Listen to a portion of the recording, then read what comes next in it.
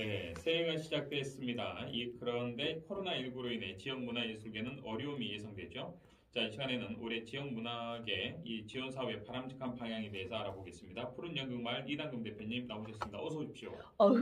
새해 복 많이 받으세요. 새해 첫 출연이시죠? 네, 올해 지금 새해 인사를 못해서 예. 청취자 여러분들께 새해 복 많이 받으시라고 인사드려야 되겠습니다. 오늘 보이는 라디오로 했어야 하는데 저희가 오늘 광주대교구에서 아주 큰 경사스러운 사제부재 소품 미사가 있는 관계로 장비가 지금 염주동성당에 나가 있어요. 그러니까요. 좋은 그 신부님들이 나오신다 하니까요. 박수 쳐드려서 축하드리겠습니다. 다음 주에는 보이는 라디오로 모실 수 있도록 하겠습니다. 네, 그럼 한 번 더 새해 인사로. 큰절 해주시죠. 네, 알겠습니다. 자, 새해도 이 코로나로 인해서 고민에 정말 차질이 불가피해 보이는데 요즘 우리 지역 문화예술인들은 어떻게 지금 지내고 있는지요? 지금 날씨 굉장히 춥잖아요. 겨울 한파에 겨울잠 자고 있습니다. 사실은 겨울, 이 시기적으로 봤을 때 겨울은 대부분 이제 동면하는 시기이기도 하고요. 1년을 하면서 또 새로운 1년을 준비하는 기간이거든요. 그래서 1월 달에는 뭐 아르코를 비롯해서 문화재단들 지원 사업들이 굉장히 많이 돼요. 그래서 그런 지원 사업들을 하나하나 체크하면서 사업을 신청하고 있고 또 그걸 또 신청하기 위해서 열렬히 기획안을 또 작성하고 또 이런저런 사업들을 파악하면서 준비하고 있는 시기이기 때문에요. 각 단체 대표라든지 각 단체 기획자들, 여러 기획자들이 지금 열심히 공모에 그 힘을 기울이고 있는데 그거 아신가요? 지원 사업 성공 여부에 따라서 능력 있는 예술가가 되거나 능력 있는 예술 단체로 분류가 된다라는 거. 행정 능력으로 평가를 받아야 됩니까? 예술가. 왜냐하면 사실은 지원이 없으면 공연을 할 수 있는 기회가 없기 때문에 공연을 한다라는 건 어느 정도 일정 부분 어디에서든 지원을 받아야 된다는 거거든요. 그런데 페이퍼하고 그렇게 친하진 않으실 것 같은데요. 그래서 머리가 빠질 정도로 힘듭니다. 1월 달은. 자, 그만큼 문학의 각종 지원 사업에 거는 기대도 크다. 그런 반증으로도 여겨지는데 자, 지난해 각종 지원 사업의 방향과 함께 또 다양한 정책의 필요성도 제기가 됐는데 올해는 좀 이러한 부분들이 적용이 될까 싶어요. 사실 매년 그 연초되면 공모 사업들 또는 또 그런 과정을 통해서 여러 가지 제안도 하고 필요성에 대해서 강력하게 어필도 하는데 그거와 함께 기대감은 굉장히 크죠. 왜냐하면 이제 활동할 수 있는 유일한 방법이 지원 사업에 신청을 하고 신청하면서 거기에 이제 선정되었을 때 기쁨과 슬픔이 또 이제 공존하면서 또 선정이 됐는데 또 금액이 얼마이냐에 따라서 금액이 좀 달라요. 크지 않은 것으로 알고 있는데요. 광주가 사실은 다른 광역시도에 비해서 그 문화예술 예산 자체가 낮아요. 많이 확보했다고 문화체육관광실장하고 이제 기자들 만났을 때 그렇게 브리핑 하시던데. 그래요? 그럼 올해는 좀 기대를 해보면. 그래서 제가요. 참 문화예술계 인사들이 이렇게 방송을 통해서 인터뷰를 많이 해보는 입장에서 좀 지역 예술인들에게 이 좀 지원 사업을 많이 좀 할 수 있도록 토대를 마련해 주면 좋겠다라는 이야기를 전달했고요.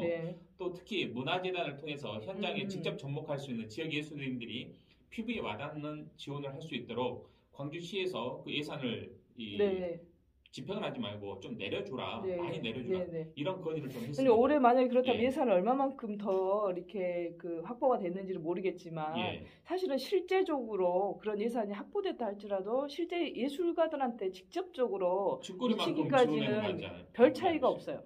지금 보니까 공고 나오는 상황 중에서도 거의 작년하고 비슷한 수준이고 새로운 사업이 나서 바뀌었다거나 새로 생겼다거나 그런 것은 사실은 없다 보니까 이게 문화예술이 그 예산 확보의 문제가 아니라 이걸 어떻게 배분하고 어떻게 집중해서 집행해 주느냐의 문제인데 지금 문화예술 예산 자체가 가지고 있는 부피만 가지고 얘기하면 그게 문화예술인지 문화예술 체육인지 관광까지 포함되어 있는지 이 부분으로 보면은 사실은 실제적으로 문화예술은 별로 일 거라고 저는. 체육도 있고 양궁대 위추도 있고 막 그렇더라고요. 다 합치면 예산이 꽤 많은 거 아니겠습니까? 당연하죠. 그러다 보니까 항상 그게 그래서 문화예술 분야만 보면은 사실은 큰 예산에 비해서 항상 그 차지하는 비용은 얼마 되지 않거든요. 그런데 이게 개인 예술가가 감당하기에는 그 몫이 너무 크거나 감당할 수 없을 만큼 된다면 국가에서 보조를 해줘야 되는데 그 보조 시스템이 굉장히 열악하고 아까 말한 대로 문화예술 안에는 체육, 관광 이런 부분들과 게임 이런 것까지 다 들어가다 보니까 문화예술 현장에서 직접적인 어떤 수혜를 받기에는 사실은 쉽지를 않는 상황이에요. 최근에 이제 모 작가님, 중전 작가님 그 전시회가 있어서 전시장을 한번 둘러보면서 잠깐 얘기를 나눴었는데 그 작가님 같은 경우에도 한 40년 오롯이 그림만 그리시던 작가님이셨거든요. 근데 요즘처럼 힘든 적이 없다. 문화 중심 도시 광주 뭐 미술의 도시라고 하는데 사실 미술계가 너무 침체되어 있다. 그래서 제가 미술계는 좀 낫지 않나요? 그랬더니 겉으로 보이기만 그렇지 이게 미술 그 개인들한테는 거의 예산이라든지 이런 부분들이 어디로 가는지 알 수가 없다. 그래서 뭐 그쪽에서는 그쪽 나름대로 그 어떤 조직이라든지 조직의 일부 사람들한테만 그런 예산들이 집행이 되거나 수혜가 된다라는 것들. 그래서 수많은 예산이 도대체 어디로 가서 어떻게 움직이는지 알 수가 없다라고 이렇게 토로를 하시더라고요. 좀 더 구체적인 사례를 한두 가지 더 짚어주시면 좋겠습니다. 그러니까 이제 뭐 이름 있는 큰 페스티벌 같은 경우에는 예산은 엄청 많잖아요. 아까 말한 대로 예산은 크게 받아왔어요. 그렇죠. 근데 거기에 보면 예술 감독비, 기획자비, 행사 관련 인건비는 다 전체 예산으로 좀 들어가는데 거기에 참여한 예술가의 경우는 최저임금도 안 되는 뭐 참여비를 준다거나 작품비를 주면서 겨우 마지막에 남는 건 도록 한 장뿐이다. 그래서 청춘을 다 여기에 그 예술 활동에 매진을 했는데 예산이 없다. 다 예산을 책정하고 보니까 정작 예술가한테 줄 수 있는 돈은 얼마 안 되니까 예술가는 그냥 작품 전시했잖아요. 뭐 이런 식으로 뭐 그런 거의 몸빵이라든지 뭐 전시 하나 했던 그런 결과물 커리어. 근데 그 커리어가 다른 예산 지원 신청에 적용이 되냐? 그건 안 되거든요. 왜냐하면 중장년이라는 이유만으로 또 사실은 20대, 30대 신진이라든지 청춘 젊은 예술가들한테는 분류가 따로 되고 원로 예술을 따로 되고 그러는데 40대, 50대, 60대 예술 지금 한참 활동을 해야 되고 사실 예술이 뭐 1, 2년 안에 10년 안에 되는 게 아니라 긴 세월 동안 오롯이 거기에 매진을 했기 때문에 이 자리에 있는 건데 우리 대표님께서도 30년 넘게 활동하시죠? 이제 30년. 그런데 저보다 훨씬 더 많은 사람들이 선배분들은 더 하시잖아요. 그러니까 그게 딱 구멍이 생기는 거예요. 그러다 보니까 중장년들한테는 알아서 해라라는 거예요. 어떻게 알아서 합니까? 그러니까 예산 이렇게 큰 행사에 보면 더 왕성하게 활동하실 그 시기 아닙니까? 네, 그러니까 예를 들어서 그 선배님 같은 경우에는 지원 사업 받았는데 300만 원이 받았는데 이 나라 카드가 어쩌고 도저히 모르겠더래. 그래서 후배한테 좀 부탁을 했더니 예산 이거 300만 원 가지고 이것저것 빼고 인건비 다 주고 뭐 도록비 다 주고 하니까 선배님 줄 게 하나도 없다. 도록 한 장 주더래요. 야 그러면 나는 그랬더니 작품 전시하셨잖아요. 기본적으로 그러니까 그 페인팅 값이며 뭐 이건 다 개인이 담당해야 될 몫이라는 거죠. 자, 광주 비엔날레 등 이 굵직굵직한 행사에도 그럴진데 다른 예술 장르는 정말 어려움이 더 크겠습니다. 네, 그래서 제가 아까 그래도 미술은 낫지 않나요? 라고 했더니 그랬더니 아이 무슨 말이냐고. 사실 실제적으로 또 하나 예를 들면 지금 미디어 아트 우리 광주가 미디어 아트 유네스코 도시로 선정이 돼가지고 지금 재단 앞에 미디어 아트 사무동이 건물이 세워지고 거의 다 이제 그 건축이 다 된 걸로 알고 있거든요. 이상이 투입됩니다 이게. 네, 근데 그 미디어 아트잖아요. 사실은 미디어 아트 작가가 몇 명이나 있습니까?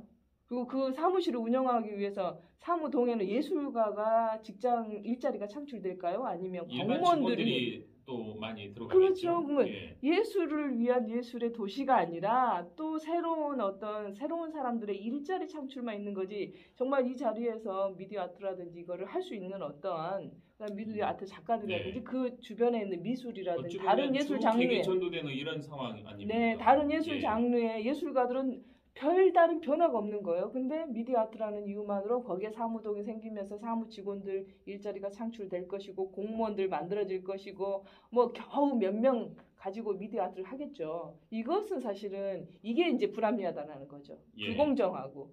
예술을 위해서 예술가가 먹고 살아야 되는데 예술가는 그냥 그림일 뿐이고 그 외의 사람들이 먹고 살고 예술가는 항상 그림이고 좋은 이미지로 남아주는 이런 상황이 되는 것이 계속 반복되고 있죠. 어떤 사업이 만들어지고 어떤 것들이 뭐 그 큰 행사들이 그 개최된다 할지라도 실제적으로 현실적으로 이 체감 있게 그 뭐 예술가들한테는 네. 그런 것들이 오지 않는다라는 거죠. 네. 어찌됐든 좀 예산의 중심에 우리 예술가분들을 중심에 좀 둬야 될 터인데 네. 그렇지 못하는 상황. 그러면서도 문화 중심 도시다, 문화 수도다 뭐 이렇게 자부할 수 있는가? 과연 이건 좀 물음표인 것 같은데 네. 늘 좀 항상 뒷전으로 밀리는 듯한 이런 모습을 많이 좀 비춰집니다. 그러니까 아까도 예산 부족하면 다른 예산 다 줘요. 기획자, 뭐 행정관, 네. 인건비 다 주고 행사비 다 주고 나머지 부족한 것은 저희가 예산이 없어서 죄송합니다. 언제까지 그 이야기를 해야 됩니까 우리가? 그래서 최근에 그 제가 어제 또 뭐 신문 기자하고 통화를 했어요. 네. 선생님 저희 공연장 현황에 대해서 좀 알아보고 싶어서요. 그래서 왜요? 그랬더니 뭐 시립예술단체에서 공연장이 없어가지고 공연장이 필요로 하다. 공연을 지어야 된다라고 했다라는 거예요. 근데 지금 광주시 작년에 정책에서도 보면 공연장을 계속 건립하겠다라는 공연장 뭐 설립 계획들이 많았었잖아요.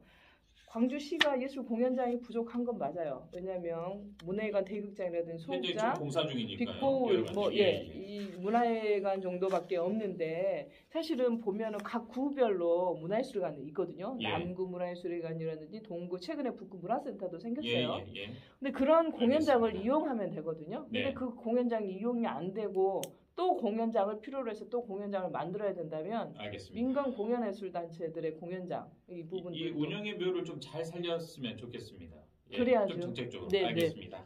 좀 나머지 이야기는 다음 시간에 보이는 라디오에서 간단하게 한번 말씀해 주시기 알겠습니다. 바랍니다. 네. 지금까지 이남근 푸른연극마을 대표와 함께했습니다. 고맙습니다. 네, 다음 주에 뵙겠습니다. 딴